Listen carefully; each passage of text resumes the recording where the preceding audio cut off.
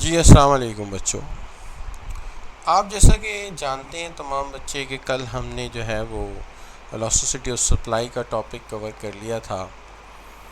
उसके साथ हमने बात की थी आपके साथ on the stable market equilibrium and unstable market equilibrium. Stable market equilibrium में हमने बात की थी मिल्क मार्केट की, और अनस्टेबल मार्केट में हमने बात की थी आपके साथ कॉर्न मार्केट की। तो ये कल हमने काम किया था। आज इस चैप्टर को वाइंड अप करते हैं। यहाँ सिर्फ दो टॉपिक छोटे छोटे से बाकी रह गए जो ज़्यादा डेफिनेशनल हैं या डायग्रामेटिक हैं, तो उनको हम देख लेते हैं और इसके बाद इस चैप्टर को वाइंड अप कर देते हैं। शुरू करते हैं। बिस्मिल्लाहिर्रहमानिर्रहीम। रब्बी इश्रह ली सद्री वयस्सिर अमरी वहलुल उक़दतम मिन लिसानी यफ़क़हू क़ौली। देखिए, जहाँ तक सवाल है हमारा, जो कल हमने काम किया था, कल आपके साथ जो बात हुई थी वो स्टेबल मार्केट के हवाले से हुई थी, और आपको याद है हमने मिल्क मार्केट और कॉर्न मार्केट के हवाले से स्टेबल और अनस्टेबल मार्केट दोनों को पढ़ा था। आज हम मार्केट पीरियड सप्लाई की बात करेंगे। मार्केट पीरियड सप्लाई का कॉन्सेप्ट ये है कि जब डिमांड बढ़ती है हम सेलर को कितना वक्त देते हैं।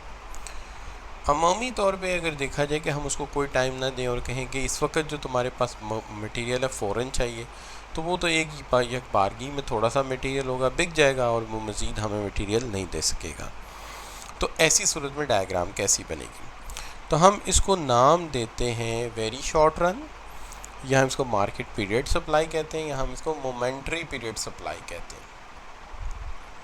Momentary period supply. तो जो मोमेंट्री पीरियड सप्लाई होती है, इसमें मामला ये होता है, मोमेंट्री पीरियड सप्लाई जो होती है इसके अंदर हम एक सेलर को जाके कहते हैं कि जी फौरी तौर पे तुम्हारे पास जो माल है वो हमें दे दो। तो वो पहली ही अटैम्प्ट में जो माल होगा वो बेच देगा, जितना उसके पास पड़ा हुआ है, उसकी रूटीन है। तो हम उससे जाके जितना तलब करेंगे वो हमें दे देगा। ठीक है जी। तो ये उसकी मोमेंट्री पीरियड सप्लाई है, जिसमें वो बड़ी जल्दी हाथ खड़े कर देता है कि इससे ज़्यादा माल मेरे पास नहीं है।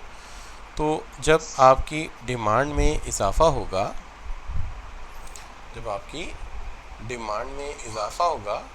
यानी डिमांड कब जो है आपका वो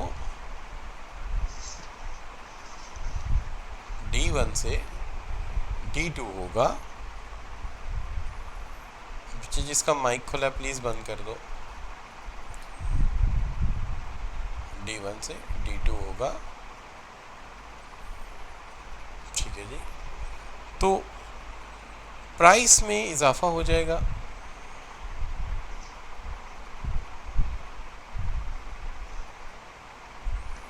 सप्लाई में इजाफा नहीं होगा। हो सकता है P0 से P3 तक एक बड़ा इजाफा हो जाए प्राइस में, लेकिन सप्लाई में कोई चेंज ना आए, क्योंकि सप्लाई जितनी उसके पास थी वो तो उसने पहली अटैम्प्ट में ही हमें दे दी थी।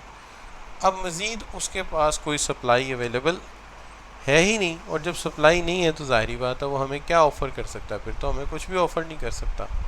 तो लिहाजा हम ये कहते हैं कि जनाब अब उसके पास मज़ीद सप्लाई है ही नहीं, इसलिए वो कुछ हमें ऑफ़र भी नहीं कर सकता।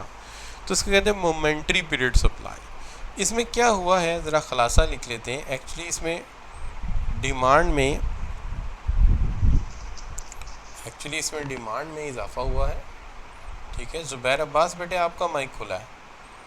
इसमें डिमांड में इजाफा हुआ है, और डिमांड में जो इंक्रीज़ हुआ है वो हुआ है आपका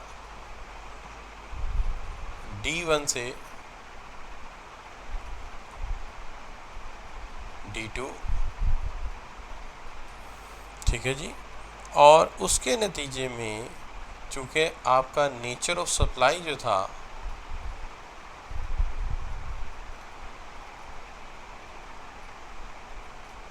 वो मोमेंट्री था, नेचर ऑफ सप्लाई मोमेंट्री था, तो आपका सप्लाई कर्व जो है वो वर्टिकल था। सप्लाई कर्व आपका वर्टिकल था। नतीजा ये हुआ कि प्राइस में बहुत इजाफा हुआ है, लेकिन क्वांटिटी में कोई भी इजाफा नहीं हुआ, क्वांटिटी वहीं की वहीं है। तो मैं रिपीट कर देता हूँ। आप एक शॉप पे जाते हैं, उसके पास जितना माल था पहली अटैम्प्ट में ख़रीद लिया, पी नॉट पे ही आपने ख़रीद लिया। अब मज़ीद आप कहते हैं और मुझे माल चाहिए और यहीं बैठे बैठे तुम मुझे दे दो, तो उसके पास और माल नहीं है, आपको उसे P1 प्राइस कर दें, P3 कर दें, P4 कर दें, P10 कर दें, वो मज़ीद माल दे ही नहीं सकता। उसकी दुकान में इतना ही था जितना पहली दफ़ा में उसने बेच दिया। अब उसके हाथ खड़े हो गए और उसका सप्लाई कर्व वर्टिकल हो गया। ठीक है जी। लेकिन अगर आप उसे थोड़ा सा ज़्यादा टाइम दे दें, यानी आप उसे शॉर्ट रन पीरियड दे दें, शॉर्ट रन से मुराद है चंद घंटे दे दें या आप उसे 1-2 दिन दे दें, तो ऐसी सूरत में वो अपने गोदाम से या किसी दूसरे के गोदाम से माल थोड़ा सा ले आएगा। और अगर वो ऐसा कर लेता है कि वो माल अरेंज कर लेता है, तो फिर सप्लाई कर्व जो है वो वर्टिकल की बजाय इनइलास्टिक कर्व हो जाएगा। बहरहाल इनइलास्टिक कर्व भी कम से कम वर्टिकल कर्व से बेहतर होता है, कुछ तो रिस्पांस देगा ना सब डिमांड को। ऐसी सूरत में जब डिमांड में इजाफा होगा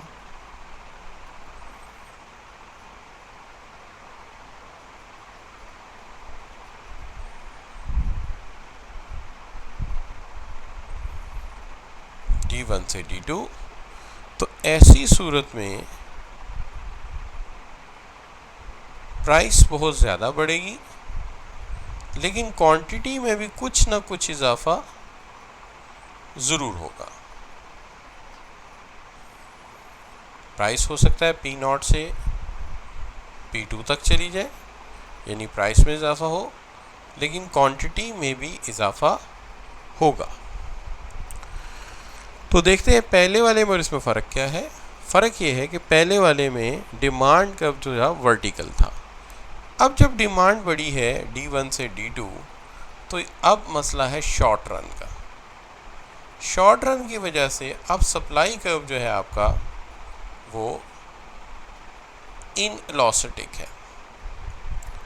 इनइलास्टिक होने की वजह से प्राइस में इजाफा हो रहा है, लेकिन उसके साथ साथ क्वांटिटी में भी इजाफा हो रहा है। लेकिन इससे पहले आपकी सिर्फ प्राइस में इजाफा हुआ था, लेकिन क्वांटिटी में कोई इजाफा नहीं हुआ था मोमेंट्री पीरियड पे। जी बच्चों, तो ये जो है आप कह सकते हैं कि ये इनइलास्टिक सप्लाई। लेकिन अगर आप इससे भी थोड़ा टाइम और ज़्यादा दे दें, यानी आप सेलर को एक लॉन्ग रन पीरियड प्रोवाइड कर दें, सेलर को आप एक long run period supply provide कर दें, तो उसका यही सप्लाई कर्व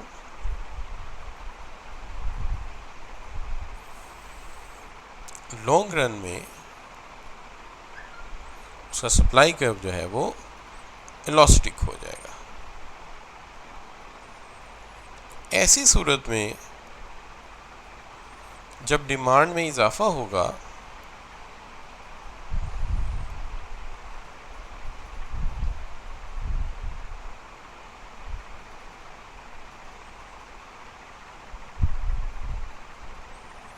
ये देखिए D1 से D2 जब इजाफा होगा, तो नतीजा ये होगा कि इस दफ़ा क्वांटिटी में इजाफा ज़्यादा और प्राइस में इजाफा कम होगा। इसका मतलब टाइम पीरियड का डायरेक्टली ताल्लुक़ है आपके सप्लाई के साथ। अगर आप वक्त ज़्यादा दें तो आपकी मार्केट जो है वो स्टेबल रहेगी, प्राइस में इजाफा बहुत कम होगा, क्वांटिटी में इजाफा शायद P0 से P1 तक। तो इस तरह यहाँ पर जो है आपकी प्राइस में इजाफा कम और क्वांटिटी में ज़्यादा होगा। यहाँ हम एक लॉन्ग रन साइन भी दे देते हैं। अब यहाँ से अगर आप आगे चलते हैं और यहाँ पे लिखते हैं कि अगर आपकी डिमांड में इजाफा होता है D1 से D2, लेकिन आप सेलर को एक लॉन्ग रन पीरियड सप्लाई कर देते हैं, प्रोवाइड कर देते हैं, तो उसका सप्लाई कर्व जो है वो इलास्टिक हो जाएगा। ठीक है ना। हमारे साथ अभी तलहा अतीक जो है वो पहले बता रहे थे परफेक्टली इलास्टिक, फिर आगे बोले तो आगे बोले नहीं, आगे भी तो बोलो ना भाई इलास्टिक होगा, साथ साथ सपोर्ट कर रहे हो तो करो फिर। अच्छा, तो P प्राइस में इजाफा होगा, लेकिन इसकी निस्बत क्वांटिटी में इजाफा क्या होगा? शाबाश, क्यों भाई तलहा, शाबाश, अब प्राइस में, क्वांटिटी में इजाफा ज़्यादा होगा। ठीक हो गया बच्चों?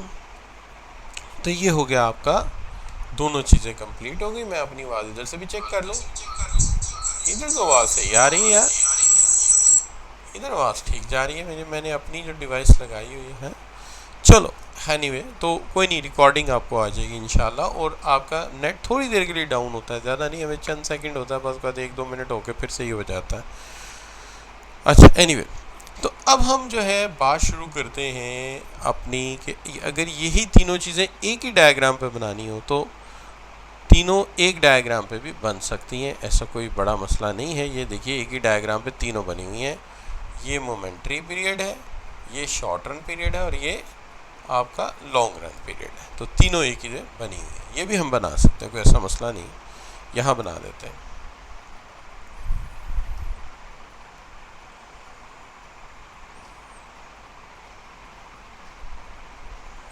यहाँ आ गई क्वांटिटी, यहाँ आ गई प्राइस, ठीक है जी। ये आ गई आपकी मोमेंट्री पीरियड सप्लाई, ठीक है जी। इस पे दो डिमांड कर्व बनाते हैं जो इंक्रीज हो रहे हो, जैसे ये डिमांड कर्व है D1 और ये डिमांड कर्व है D2। तो हम यहाँ पे शो करते हैं कि क्वांटिटी में कोई इजाफा नहीं हुआ, लेकिन प्राइस में इजाफा बहुत ज़्यादा हुआ। तो अगर ज़्यादा जाहिर करना है तो एक तो एरो भी हो सकता है, दूसरा ये हो सकता है P0 से लेके P3 तक, यानी 4 लेवल 1 2 3 ज़्यादा इजाफा हुआ है, जबकि क्वांटिटी में कोई इजाफा नहीं हुआ। अब इसी के ऊपर अगर हम साथ ही अटैच कर दें आपकी जो है वो शॉर्ट रन पीरियड सप्लाई, तो जो शॉर्ट रन पीरियड सप्लाई होगी वो आपकी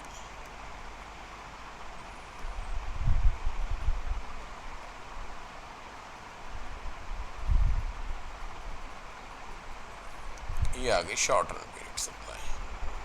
तो शॉर्ट रन पीरियड सप्लाई जो है वो शो करेगी कि क्वांटिटी में भी इजाफा होगा, लेकिन प्राइस में इजाफा उसकी निस्बत ज़्यादा हो जाएगा P2 तक, लेकिन बहरहाल क्वांटिटी में भी इजाफा होगा। लेकिन अगर आप लॉन्ग रन पीरियड सप्लाई लेना चाहें तो उसका ये पॉइंट यही रख लेते हैं। तो ये हो गई लॉन्ग रन पीरियड सप्लाई। तो ऐसी सूरत में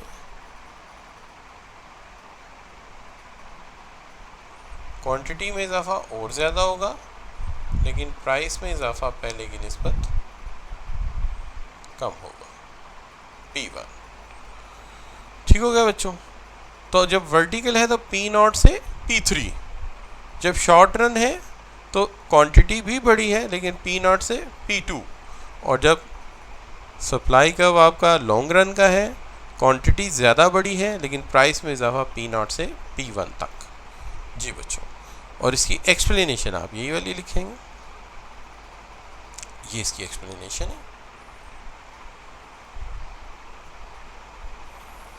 पहला केस मोमेंट्री पीरियड जहाँ सप्लाई कर्व वर्टिकल है, दूसरा केस शॉर्ट रन जहाँ इनएलास्टिक है, और तीसरा केस जहाँ पे सप्लाई कर्व आपका जो है वो इलास्टिक है। सिर्फ नाम बदल देते हैं, यहाँ लिख देते हैं, बता देते हैं कि जो वर्टिकल सप्लाई कर्व है ये SM कहलाता है, ये SS कहलाता है, और ये SL कहलाता है। ठीक हो गया जी? बाकी एक्सप्लेनेशन वही रहेगी। समझ आ गया तो जी लिखकर एंटर कर दीजिए प्लीज़। जी, बाकी बच्चों के जी कहाँ चले गए भाई? शाबाश, बिल्कुल ठीक हो गई बात, बिल्कुल ठीक हो गई बात, ठीक हो गई, ठीक हो गई। अब ये डायग्राम आपने बना के भी भेजने हैं मुझे, जैसे कल आपने भेजे थे, तो आज भी डायग्राम आपने मुझे सेंड करने हैं, ठीक है? तो आई विल सी डैट कि ये डायग्राम आप कैसे बनाते हैं, ठीक है? आई विल सी डैट, क्योंकि प्रैक्टिस होगी तो फिर डायग्राम बनेंगे। अच्छा ये भी है कि अगर इसमें से कोई डायग्राम पेपर में नहीं आता लेकिन प्रैक्टिस हो जाती तो आगे आने वाले डायग्राम बहुत ज़्यादा इससे मुमासलत रखेंगे मैक्रो इकनॉमिक्स में, वहाँ जाके हमें दिक्कत नहीं होगी। हाल बताइए कि मैक्रो इकोनॉमिक्स में डायग्राम निस्बतन माइक्रो से कम होते हैं, ठीक है, वहाँ थ्योरेटिकल कॉन्सेप्चुअल एक्सप्लेनेशन ज़्यादा होती। ठीक हो गया बच्चों? शॉर्ट रन को जी, शॉर्ट रन को एक्सेस से टच कर दिया जाए तो अच्छी बात है, लॉन्ग रन को भी कर दिया जाए तो अच्छी बात है, लेकिन जब आप बहुत ज़्यादा डायग्राम बना रहे होते हैं तो फिर थोड़ा सा ज़रा मामला ये होता है कि मैनेज भी करना है और साथ वो भी लेके चलना है, तो फिर थोड़ा सा ज़रा काम आप ये कह सकते हैं कि ये देखिए ये कर देते हैं यार, ये भी कर देते हैं, और अगर आप कह रहे हैं तो वो भी कर देते हैं। बिल्कुल सही कह रहे हैं आप, इसमें कौन सी मुश्किल काम है, इसकी थोड़ी सी क्या कहते हैं वो पूछल, सॉरी उसकी दुम थोड़ी सी लंबी करनी है और क्या करना है। अच्छा बच्चे, अच्छा जी, नो प्रॉब्लम जी। तो चलिए ये तो बात हो गई हमारी डन। अब चलते हैं, हम बात करते हैं, एक बड़ा छोटा सा टॉपिक है, डेफिनेशनल है, लेकिन इसकी डायग्राम जो है ना वो खासी टेक्निकल होती है आमतौर पे। अब पेपर में इतना खास एड्रेस नहीं होता, इसलिए मैं डायग्राम ईजीएस्ट वाली देता हूँ आपको, अगर मजबूरी पड़ गई तो बना लेना। वैसे पेपर में आया नहीं, पिछले कोई 10 साल से एक दफ़ा भी नहीं आया, लेकिन फिर भी किताब में मौजूद है तो आप कह सकते हैं कि सर ने नहीं कराया, लेकिन मैं आपने पूरे इल्ज़ाम क्यों लूँ? हैं जी, इसको कहते हैं कोब वेब मॉडल। इसको कहते हैं कोब वेब मॉडल। कोब वेब मॉडल ये कहता है कि बाज़ इक्विलिब्रियम ऐसे होते हैं जिसमें डिमांड जो है वो करंट टाइम पीरियड की होती है। डिमांड इज बेस्ड ऑन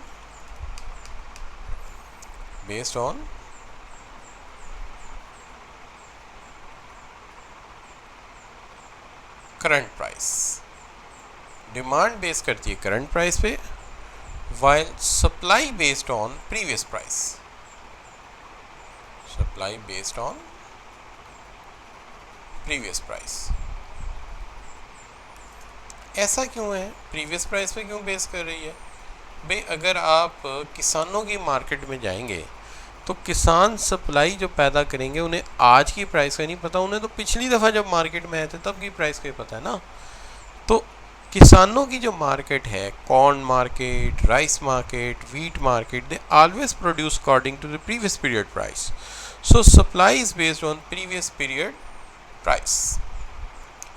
लेकिन जो कंज्यूमर है वो तो आज की कीमत जानता है ना, तो वो आज की कीमत देखेगा, तो कंज्यूमर जो है वो आज की कीमत देखेगा, और जो सेलर है वो प्रीवियस पीरियड की प्राइस देखेगा। अच्छा, रिपीट कर लेते हैं हम अपनी बात को कि एक ऐसी सिचुएशन है जहाँ पर कंज्यूमर जो है वो आज की प्राइस पे चावलों को देख रहा है, लेकिन फार्मर जो है जो आज प्रोडक्शन कर रहा है उसे पिछले साल का तजर्बा है, लिहाजा वो प्रीवियस पीरियड की प्राइस पे बेस करता है। ठीक है, तो ये बहुत बड़ा मामला है, बहुत बड़ा मसला है कि कंज्यूमर आज की कीमत को देखे, लेकिन सेलर आज की नहीं, वो पिछले साल जब माल लेके आया था मंडी में या मार्केट में अपनी फसल लेके आया था तब की प्राइस उसे याद होती है। तो ये दोनों अलग अलग जो है वो देख रहे होते हैं।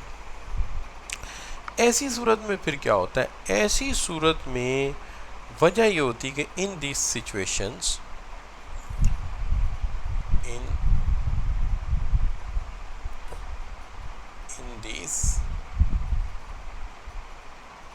दिस सिचुएशन, इस तरह की सिचुएशन में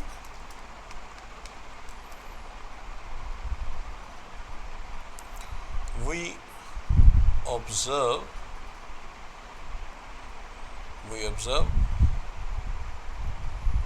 oscillation। इस सिचुएशन में हम ओसिलिएशन फील करते हैं। ओसिलिएशन का मतलब होता है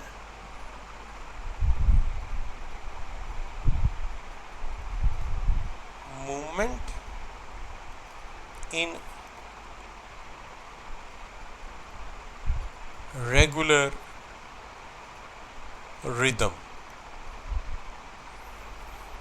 तो हमें ओसिलिएशन फील होती जो रेगुलर रिदम में होती रहती है हर टाइम पीरियड के बाद इन प्राइस। मैं रिपीट करता हूँ, डिमांड करने वाला आज की कीमत पे चावल खरीद रहा है, चावल उगाने वाला आज की कीमत पे नहीं सोच रहा, वो प्रीवियस पीरियड की प्राइस पे सोच रहा है। तो ऐसी सूरत में कीमत बार बार जिग जैग करेगी, जैसे ईसीजी रिपोर्ट होती है ना, यूँ टू टू टू टू टू होती रहती है, ऐसे इस तरह, उसको भी ऑसिलेशन कहते हैं। तो यहाँ पे भी ऑसिलेशन होगी। ऑसिलेशन का मतलब ये है कि रेगुलर रिदम में प्राइस ऊपर और नीचे जाती रहेगी। अब इसकी जो रेगुलर रिदम है वो दो तरह की है, एक अच्छी वाली है, एक बुरी वाली है। अब ये जो दो तरह की हैं, एक जो है वो कहलाती है कन्वर्जेंट, एक कहलाती है कन्वर्जेंट,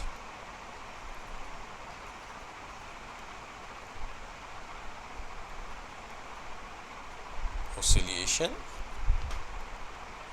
तो जो कन्वर्जेंट ऑसिलेशन है ये ग्रेजुअली इक्विलिब्रियम के करीब जाना शुरू हो जाती है।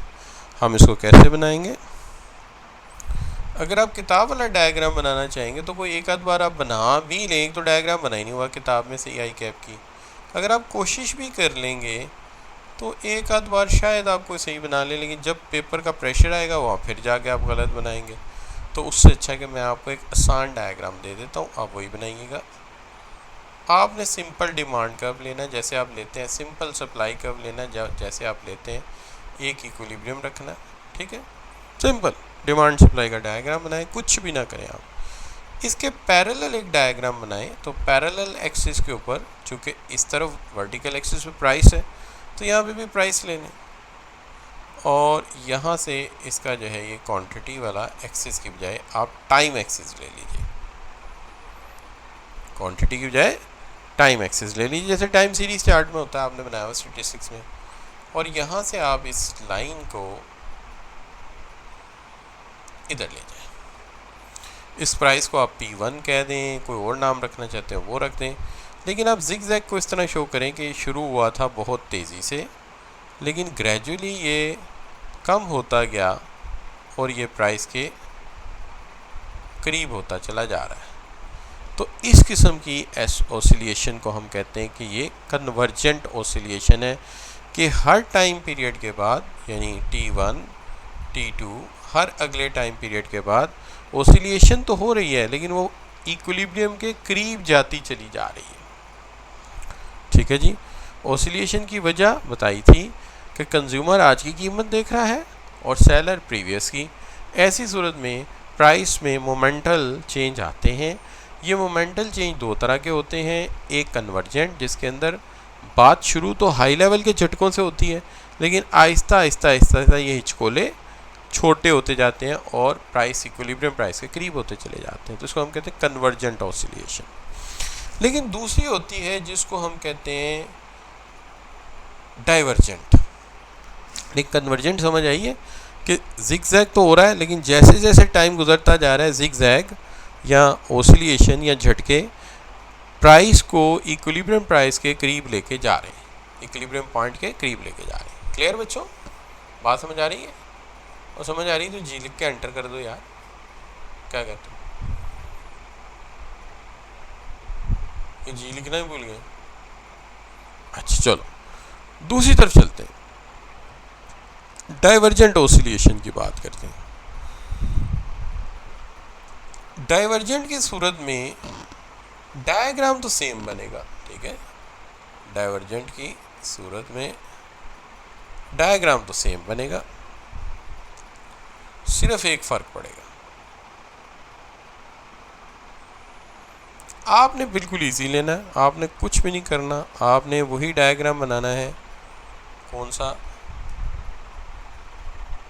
डिमांड एंड सप्लाई का। ये क्वांटिटी, ये प्राइस, ये डिमांड कर्व, ये सप्लाई कर्व, ये इक्विलिब्रियम पॉइंट। इसके पैरेलल एक डायग्राम बना देना है। इस पैरेलल डायग्राम में वर्टिकल एक्सिस पे आपने प्राइस ही लेनी है, लेकिन जो इसके एक्स एक्सिस है वहाँ पे आपने टाइम वेरिएबल ले लेना है, जैसे टाइम सीरीज़ में आप लेते हैं। ये प्राइस का लाइन आपने इधर ले जाना है इस तरह से, ठीक होगी बात। और फिर आपने क्या करना है, फिर आपने सिर्फ इतना काम करना है कि आपने ये शो करना है कि ये जो ऑसिलेशन है शुरू तो हुई थी छोटे लेवल पे, लेकिन आहिस्ता आहिस्ता ये ऑसिलेशन बढ़ती गई और ये इक्विलिब्रियम से दूर जाना शुरू हो गई। तो हर टाइम पीरियड पे पहले से ज़्यादा ओसिलेट हो रहा है। T1 ले लें, T2 ले लें एंड ऑनवर्ड, जैसे जैसे टाइम गुजर रहा है। फ़र्क क्या है कि पहले वाले में जैसे जैसे वक्त गुजर रहा है आपकी ओसिलेशन इक्विलिब्रियम पॉइंट के करीब जा रही है, गोइंग क्लोज। तो ये क्लोज जा रही है किसके, इक्विलिब्रियम पॉइंट के, और ये जो है ये डिस्टेंट होती जा रही है, ये डिस्टेंट होती चली जा रही है। क्लियर बच्चों? तो दोनों बना लेंगे आप। दो ही तरह की ऑसिलेशन शो करनी है, एक कन्वर्जेंट और एक डाइवर्जेंट। इसी को हम कोवेब थ्योरम कहते हैं। तो ये इसका सबसे ईजीएस्ट डायग्राम है जो कि एक ब्रिटिश बुक में मैंने देखा, और मैंने कहा हम इसका फ़ायदा उठाते हैं, जब ये डायग्राम है और यूनिवर्सिटीज़ में पढ़ाया जा रहा है तो हम यही वाला बनाते हैं, ठीक है। और वो जो दूसरे वाला है वो तो आई कैप से भी सही नहीं बना, शायद इसलिए वो टॉपिक पूछ भी नहीं रहे। तो मैंने कहा जो उनसे सही नहीं बना हम क्यों उसकी तरफ जाएं, किताब में भी गलत बनाया हुआ मैंने। अच्छा बच्चों, तो यहाँ पे आज के टॉपिक के बारे में अगर पूछा जाए, यहाँ पे आगे चैप्टर नंबर 3 क्लोज हो गया, चैप्टर नंबर 3 क्लोज हो गया। तो हम अब नेक्स्ट क्या करेंगे जी, नेक्स्ट हम आगे बढ़ेंगे आपके चैप्टर नंबर 1 की तरफ। तो आज की अंडरस्टैंडिंग को अगर 1 से लेके 100 तक परसेंटेज में देखा जाए तो कितनी को अंडरस्टैंडिंग हुई है। आज हमने मार्केट पीरियड सप्लाई पढ़ी है, और उसके बाद हमने तलहा बेटे अभी नहीं करूँगा, ईद की छुट्टियों में थोड़ा सा मज़ीद ज़रा लैंग्वेज उसकी थोड़ी मुश्किल लगी मुझे, तो थोड़ी सी आसान कर लूँ तो फिर, बल्कि मैंने अपलोड तो किया हुआ है उसको मेरे गूगल क्लासरूम में पड़े हुए नोट्स, लेकिन वो ये है कि अभी मैं थोड़ा सा उसको चेंज करूँगा। मोहम्मद उमर बेटे आज बहुत कम तुमने लिखा है, ये भाई क्या हो गया, ये 9 को कहीं 6 तो नहीं लिख दिया तूने, है क्या ख्याल है? तो भाई उमर क्या हुआ तुम्हें, पहले तो तुम इतना लंबा जी लिख रहे हो, हैं? ओहो, ओ माय गॉड। चलो मैं रिकॉर्डिंग अभी कह देता हूँ उनसे वो जल्दी अपलोड कर दें, ठीक है। मैंने रिकॉर्डिंग की जिम्मेदारी अब किसी और की लगा दी है, तो मैं फारिग होते टाइम ले जाता था, तो अब मैं अपने चैनल पे भी नहीं दे रहा। मैं उन्हें कहूँगा मेरा चैनल तो आप बस है ही है, तो मैं उन्हें कह रहा हूँ कि उधर से आपको सब्सक्राइब कर दें, तो मैं अभी उनसे कहता हूँ कि अभी अपलोड करें, ठीक है जी। तो अब आगे क्या प्लान है हमारा, पता चल गया। आगे हमारा प्लान ये जी कि हमने अब चैप्टर नंबर 2 कर लिया, चैप्टर नंबर 3 कर लिया। अब चैप्टर नंबर 3 के MCQs का आज मैं असाइनमेंट भेजूँगा, और वो असाइनमेंट आपने ईमानदारी से करके भेजनी है, ठीक है, सब बच्चों ने। फिर मैं उसके सोल्यूशन के रिकॉर्डर दूंगा आपको, ठीक है।